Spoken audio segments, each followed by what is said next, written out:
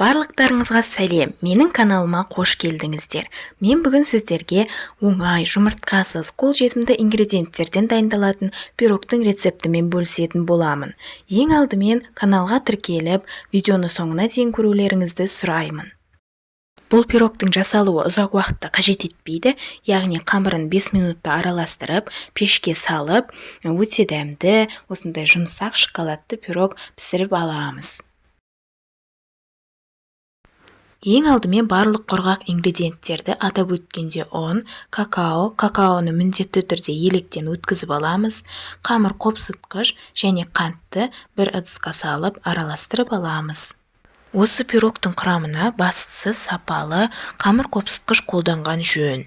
Дайын болған құрғақ массаға сұйық май мен суды қосып, бір келкі етіп біріктіреміз. Қамырда ұнның бөлек-бөлек жиындылары қалып қалмауын қадағалауымыз қажет. Соңында видеода көріп тұрғандарыңыздай сұйық шоколадты қамыр шығады. Менің формамның диаметрі 20 см. Енді қамырды осында құйып, алдын ала қызып тұрған пеште 170 градуста 40-45 минут шамасында пісіріп аламыз. Оның піскендігін ағаш таяқшаның көмегімен тексеруге болады.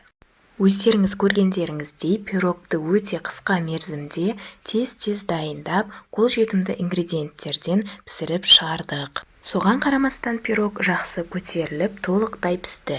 Осы сөзсіз керемет пирогты дайындаған болсаңыздар, комментарийларға өз ойыңызды жазып қалдырыңыз. Маған алғыс ретінде каналға тіркелуді ұмытпаңыздар.